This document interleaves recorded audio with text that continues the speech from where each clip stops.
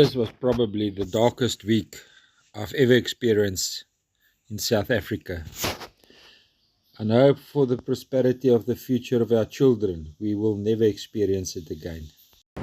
Good morning. Yes, it's Petrus and Pardet with your daily St. Lucia Experience morning beach walk. Let's see what's happening here on St. Lucia History Beaches.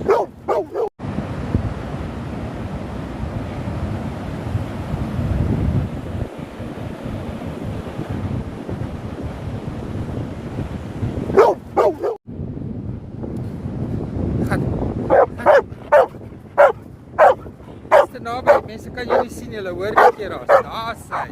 Dis beter. Ja, gaan verder. Ja. Ja, daar sy. Nou kan die mense jou sien. Nou kan hulle jou sien. Ja.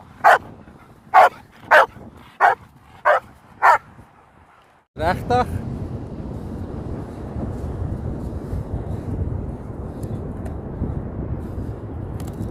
Bring vir papa die stokkie.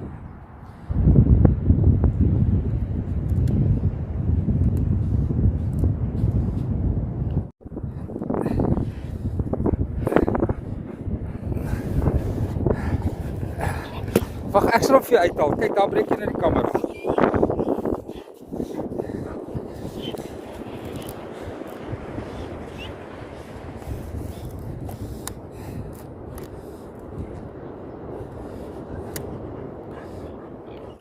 Amazing what the history mouth did when it was open. Look at this big channel that it carved in here.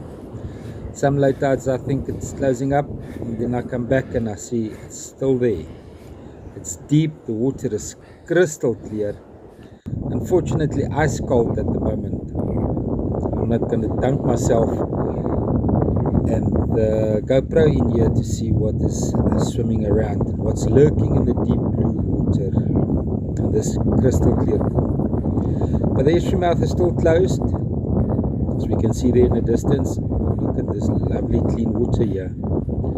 Just look at this lovely clean water. Crystal clear. You can see the bottom. I wonder if it's safe for Pardet to swim. Pardet, kom swem. Kom swem. Ja, sy, kom swem.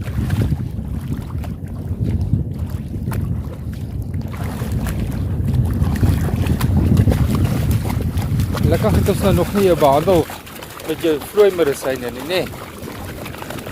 Gelukkig het ons dit nou nog nie gedoen nie. Gaan, swem, gaan. Gaan papa, gaan swem. Ja, sy. Nee, dis is 'n bietjie koud. Net koud my weekend. Okay. The southeasterly is uncomfortably strong today. Wonder if I'm going to try fishing. Just going to walk up to the estuary mouth. Turn around and try and find the camera. I hope I left it in the car. Or I dropped it. But it's not yet that I can take a zoom of the estuary mouth. Now I have to walk all the way there. Camera bag is empty. No camera with me. But it's not looking after me. She doesn't check that I count all my fingers and my toes every morning.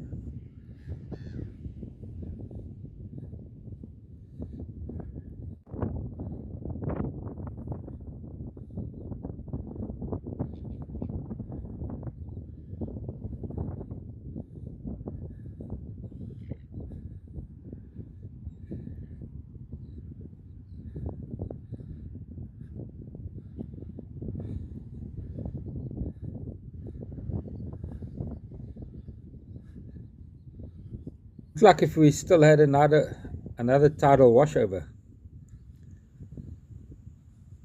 Pretty confident we could have had another tidal washover here.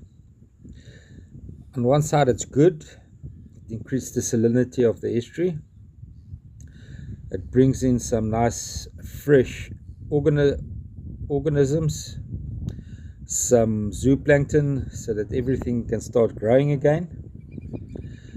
But it increases the sandbank into the estuary. Now the Daily Maverick and the very scientist that pushed for not opening the estuary mouth is now shouting, where's the panel of scientists? Where's the panel of scientists? They only want a panel of scientists so that they can make news headlines. Well, let's go back to town and see what is happening in town with this national or provincial strike that's happening. St. Lucia is in a somber lockdown mode. There's a contingency of people moving towards town, and negotiations is to try and keep them out of town, but all the businesses in St. Lucia is locked up and everybody is asked to stay inside. As you can see, all the businesses is locked up and bolted down. It's like a ghost town. Everybody is asked to stay inside, and the SAPS is trying to negotiate with the people marching towards St. Lucia to turn around and go back home. We hope they're successful. It's a lovely town. We don't want to see it hurt or damaged, and we all live here in harmony under the protection of the king and the constitutional democracy. I don't know where things went wrong for KwaZulu-Natal, but it shouldn't. We're burning our own place down, and it's not going to be effective. Lucia still in lockdown, locked up. I see there the bridge, the barricade, the people are still negotiating. There's no mobs or anything there, but how can I say? The ambience I get is that negotiations with the rioters is underway, and hopefully it's as successful as it was yesterday. It's just quiet, everybody is sleeping in. It's a beautiful day, but it's brisk, it's cold.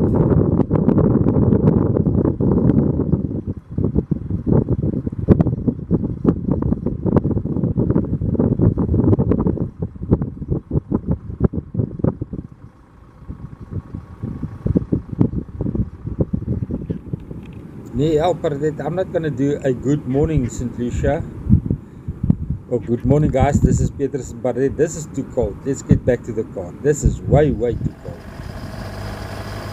Operations is about to begin, and I just want to take a drive and see exactly what happened before the cleanup crews get out here, because normally it doesn't take them long to mop up all this.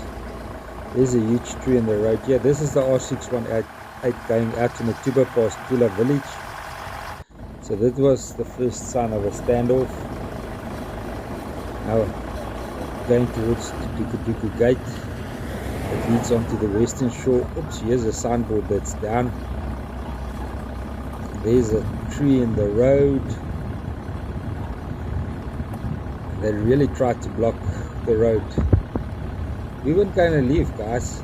We were snugly tucked in. I don't know what you guys were planning. Some more trees in the road. Well planned. Look at the chainsaws they used to get these trees in the road. Some more trees in the road. Here's the cleanup crew already busy cleaning up. No, I'm not telling you. They thought that I said they are part of the mess. No, guys, we know who's the cleanup. We know who the guys are that instigate, and we know who's the guys that help to clean up. Don't worry, it's all positive, all good. Nerves is very touchy. You can see there's some more trees in the road. Not much infrastructure damage here in Kula village.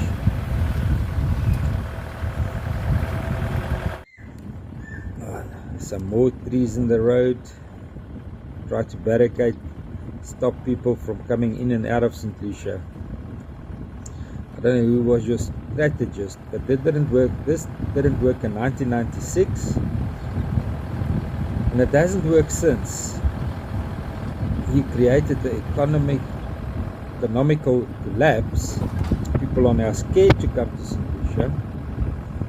For what? For what? What did you achieve?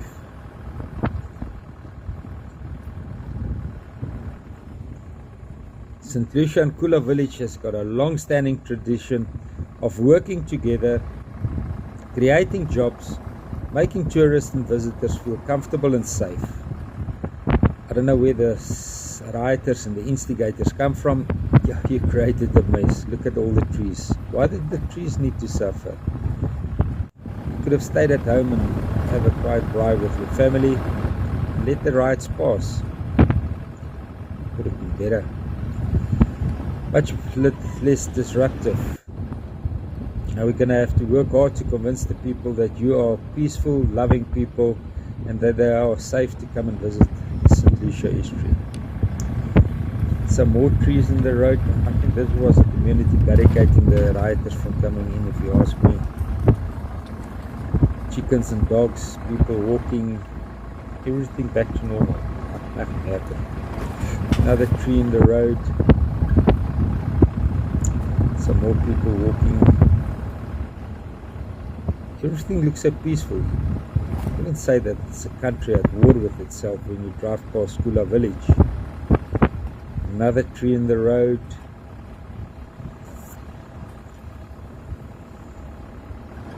More trees in the road. All the houses are still standing. Signboard standing. That building is still standing. Kula village and Dugu South are generally not aggressive and angry people. They're normally very helpful, friendly, geared towards tourism. Look, no infrastructure damage here. Everything intact. There's some rooms to rent. Everything right next to the R618, the main road between St. Lucia and Matuba. Well, basically the only access between Matuba. There's an instructor that goes down here. Some more trees on the road. This used to be a market where the tour buses stopped, but one day one of the tour guides picked up some problems with the gogos here, and they sorted the tour guides and the buses out with some rocks. Needless to say, that didn't work. No tour buses stopped here in the past 8 years ever again. So those structures was torn down and those people lost their jobs and their access to tourists. This is why I keep on maintaining, guys. All these little racial rants and humiliations builds nothing. Tourists don't meet up with the people anymore. The people don't have access to the tourists anymore, but life still keeps on going. Life didn't stop. Look at no damage to the infrastructure here. Nothing. Nothing at all. And then I get messages. Oh, okay. I was going to say then I get messages to show it's a dangerous place. The town south, no, there was no riots in the town south, but this business to the entrance of the town, predominantly white businesses. Oh, look at this mess. Totally gutted. Totally. Why? These guys were creating jobs for you guys.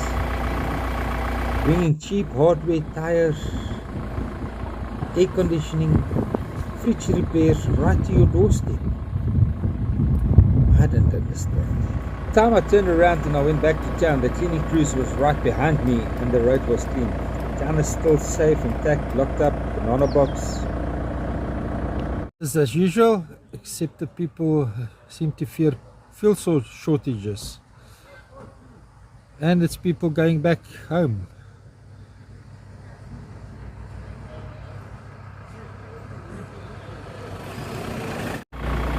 Pharmacy is open, business as usual. Non-essential services is closed, locked up. There's not enough people to buy takeaways at most of these restaurants. Shops secured and locked up so that the rioters, if they breach the breach, cannot come in. People lining up at Spar allowing people in a very slow pace because of the lack of staff. Staff can't get to St. Lucia mainly because of the roadblocks and the chaos happening in their own areas. One thing that we've learned today and yesterday and day before is working community policing forums. Wednesday, 14th July, driving to Richards Bay through Matuba. This is the intersection to the CBD. The intersection to the N2, there's a strong military presence. Everything seems calm, but it's weird driving almost in a post-apocalyptic event. Total infrastructures in Durban is destroyed. Distribution centers, value chain completely interrupted, and I really don't know when it will be up and running again, although I know people are working around the clock. Is this because of COVID and hunger? Is this because of Zuma corruption? Or is it just criminal elements trying to overthrow the government? It's public community policing forums and WhatsApp groups that prevented total anarchy in KwaZulu-Natal. ANC governments wants to admit it or not, we the people save democracy this time around. As far south as Scottborough and as far west as Rustenburg, taxi organizations, city centers was safe, and that public property was safe and people were safe. For that we thank them. This anarchist didn't anticipate was the cooperation between communities on grassroots levels. They definitely underestimated.